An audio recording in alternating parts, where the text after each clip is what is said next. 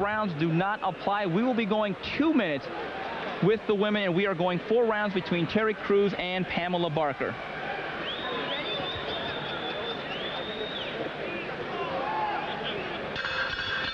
Ladies and gentlemen, here at the Mandalay Bay Resort and Casino, we're very proud to bring you a special attraction this evening, scheduled for 4 2-minute rounds in the flyweight division, featuring the ladies of boxing.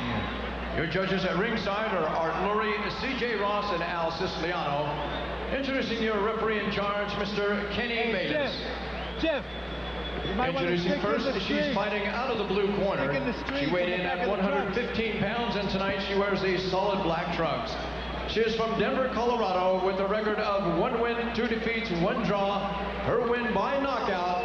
Introducing Terri Cruz.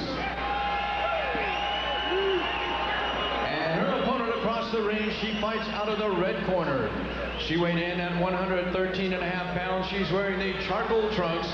She is from nearby Henderson, Nevada, with a perfect record, 5 wins, 3 wins by knockout. Introducing Pamela Princess Barker.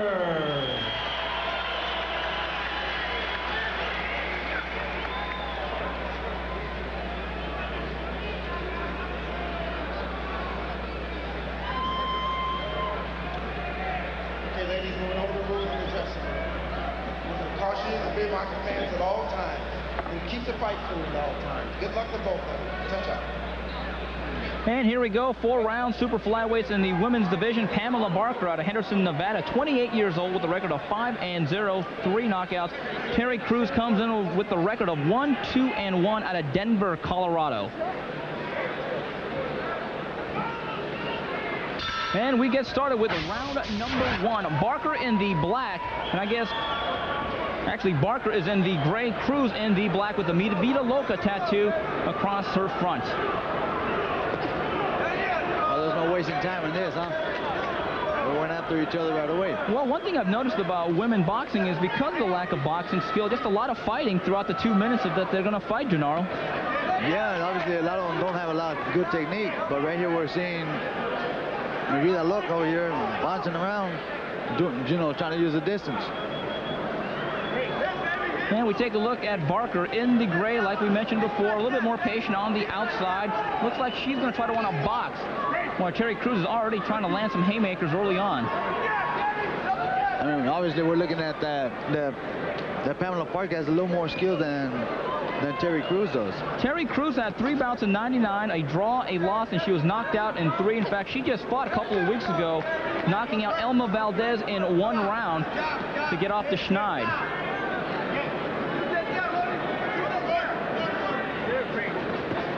Terri Cruz trying to work with a couple of jabs to the body with the overhand right. Landed the body shot's pretty good, but the overhand right was just missed by a little bit. Judging these 2 fighters early on in this fight, who do you think has a better technique? I believe that Pamela has a better technique. But she just got connected with a pretty good overhand right by Terri.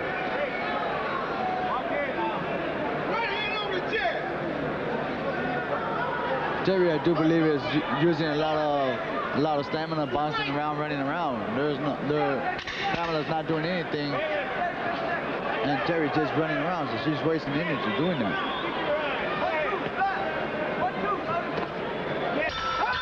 And that's the end of a relatively quiet round number 1 between Pamela Barker and Terri Cruz. Not many clean shots landed between the 2 participants. You posing. You lost that round. I'm telling you right now.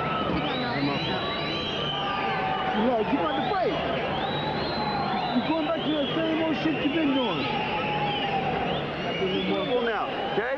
Move around. When she comes close, your straight punches are killing her. But you need 1, 2, 3. Move to the left, to the right, and you'll do just fine. I told you, see, when you want to fight, she don't like to fight. I got the water. I got the water. You're doing just great. You got to be first. You go throwing bunch of can you fucking fight? Okay. Put your hands up and go in there. And go downstairs. Cut the ring off. You know. You know to cut the ring off, right? Listening to the corner of Pamela Barker in there barking instructions is Floyd Mayweather Sr., whose son's one of the very best fighters in the world, pound for pound, the pretty boy Floyd Mayweather. They're very dissatisfied. They want Pamela Barker to be much more active in round number 2. The same way it was in Terri Cruz's corner. They were telling her that Pamela does not want to fight. Well, Pamela is following instructions very well. She lands 2 good right hands to Cruz. You see Pamela Barker, just by the body language, much more sense of urgency here in round number 2 as opposed to the first stanza. Well, the first round looked like she was trying to figure out Terri Cruz a little. And in this round, well, they told her to go ahead and fight. But Terry's doing something good, and that is waiting for Pamela to step in while she steps back and throws that overhand right, which has connected pretty good on Pamela's face.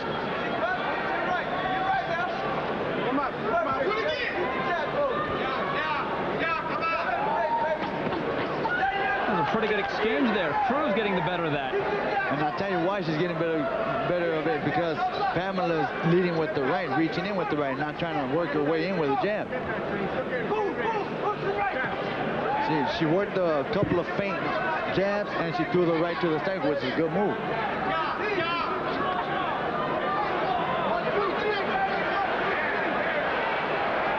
There, the people are reacting because Pamela's over here trying to fix her hair. That's something you won't see in men's boxing. Well, you never know. If you get one of those guys with long hairs, you never know about that. And now you see A little struggle. and Kenny Bayless rushes over to break him up. Fight getting a little chippy between Pamela Barker and Terri Cruz.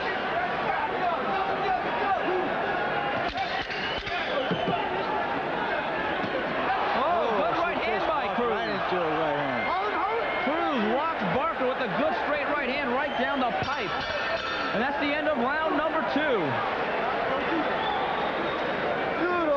As we go into the corner of Pamela Barker, led by Floyd Mayweather Sr. You gotta fight when you come in. You still gotta Put my hair, Jeff.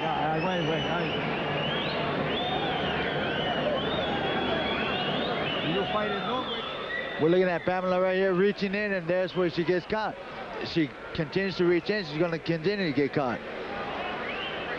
There's a feint right there of a right being thrown, and there is a right hand that stung Pamela. And that is the best punch of the round so far in round number 2. A good right hand down Main Street, landing on Pamela Barker from Terri Cruz. Probably good enough to win that round for Terri Cruz. Pamela Barker comes in with a record of 5-0. You'd have to think after 2 rounds that is in jeopardy. Here they are trying to fix Pamela's hair. That way it won't bother her. You know, when women are fighting and their hair gets messed up, you have to have one of the corner guys right there right away to fix the hair. So you need a cornerman, a cutman, and a hairdresser. That's right. We begin round number 3. Pamela Barker, Terri Cruz. Either that or they need to put a whole mess of hairspray on the hair. That way it won't get, you know, uncombed and unbrushed. Well, I think the bigger concern right now for Pamela Barker is the spunky Terri Cruz has been very game throughout the first 2 rounds. And Terri Cruz is doing something good, moving around, not giving Pamela the chance to get in. She punches and she moves. There's a wild overhand right that missed by a mile.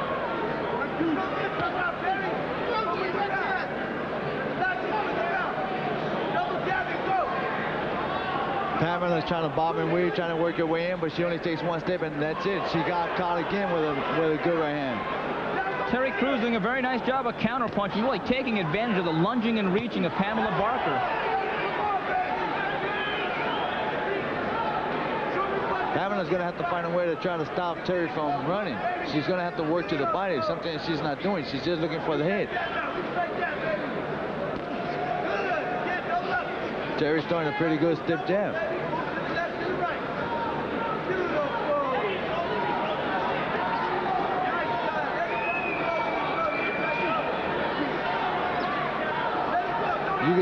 You can see what Terry's trying to do. She's waiting for Pamela to throw that jab. That way she could drop that jab of Pamela's and land that overhand right.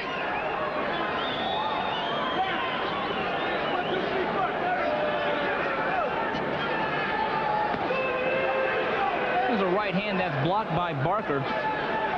Not too much offense from either fighter here in round number 3. The right hand that just missed and glazed Terry. Terri's just boxing, trying to do what she has to do to win this round. You just get the feeling There's that right hand. You just get the feeling she's trying to win this fight a little bit more than Pamela Barker. Well, obviously, it looks that Pamela's having a little trouble trying to get in there, trying to make a fight out of it. Terri's not leaving her get in there. She's not staying in the position where Pamela's going to make a fight out of it. And that's something that Terri's doing good.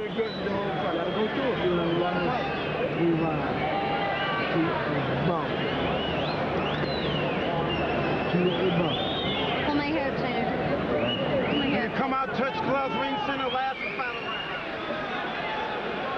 And we take a look at some of the action from round number 3. There's that wild right hook. It came from nowhere. I mean, you know, Pamela's walking right into it, and there it is again. Stepping in, there's that right. Straight to the temple. There's a jab by Terri, and there's another right. She's crashing into her because Pamela's constantly dropping the left. She's throwing a jab and she steps in at the same time she's dropping the left, and that's where Terri's connecting that overhand right. We head into the 4th and final round between Pamela Barker and Terri Cruz, and you'd think the overall ring generalship and the counterpunching of Terri Cruz probably has her in front right now. She just got connected. Pamela just got connected. This is the way she should have came out. She should have came out because she looked like she's hungry for a win now. She has to win this fight one way or another, so she's going to go out there, and we just saw the little rubber band that holds Pamela's hair fall off.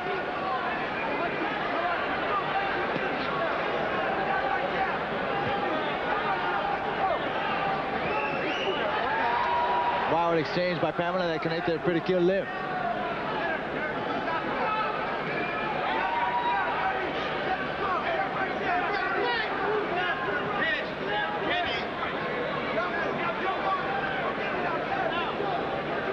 Well, after an early barrage by Pamela Barker, she's been pretty ineffective in catching Terri Cruz, who's on her toes. You would think coming into the 4th round, Terri Cruz has built herself a lead. You know, and obviously she's been doing what she's doing right now, waiting for Pamela to try to reach in and countering. Terri's not going to leave Pamela get in. Pamela's going to have to work her way in there. Try to force Terri to stay in one place. Something that she's not doing. You know, you can't, right now that she's in the 4th round, she has to go straight, go forward. Because the fight is not that close for her, I don't believe. You see Barker trying to make one last rally. Cruz on her bicycle. And Terri working a good jab, good jab.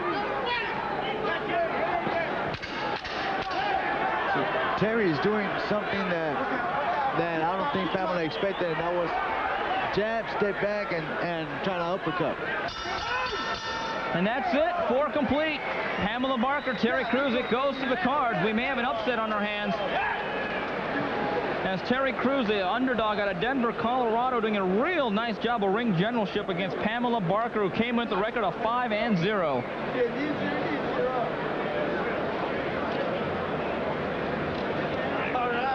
We're going to have to wait and see what happens.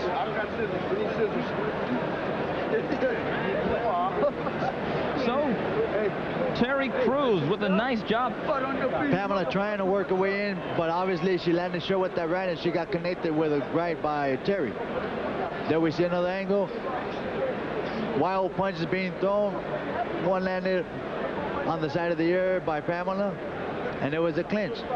I think it's safe to say after 4 rounds that Terri Cruz in the areas of ring generalship and punching technique was a little bit superior to Pamela Barker, but we'll see if that's enough to give her the decision. And Terri Cruz, after a rough beginning to her career in 1999, which saw her with a draw, a loss, and a knockout loss, now maybe riding the crest of a 2-fight winning streak. We shall see.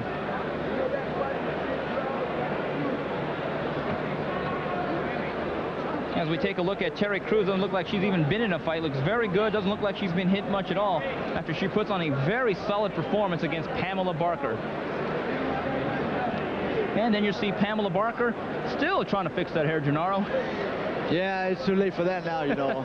Right now you're just going to have to wait till you get to the dressing room, put your hairspray or the mousse or whatever you're going to do to keep that hair looking nice. This was a fight, and obviously they couldn't spray the hair.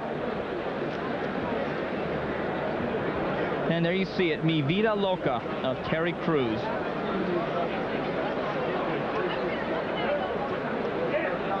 And still to come is our main event between Marco Antonio Barrera and Eric Terrible Morales.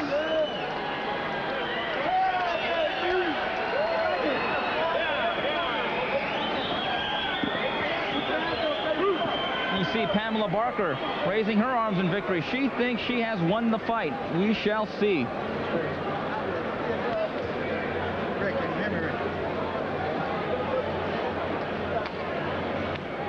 Just moments away from our main event, champion versus champion, here at the Mandalay Bay Resort and Casino. And coming up after this, we'll have highlights from Eric Terrible Morales' defense against Reynante Hamili last July.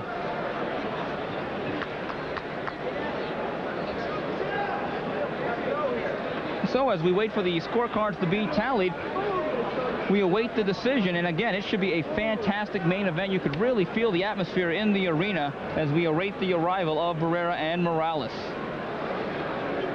Boy, this must be torture for a fighter after a close fight to have it in the hands of the judges. Yeah, obviously it is. You know, you never know which way the judge is going to go.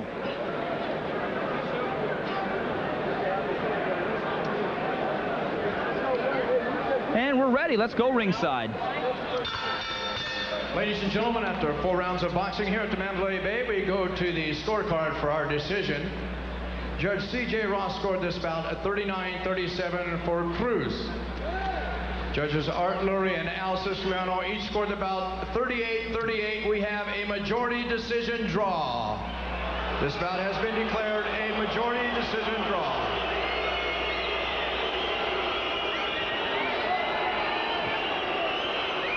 Well, you hear the reaction of the crowd, Jannar, and I think that says it all.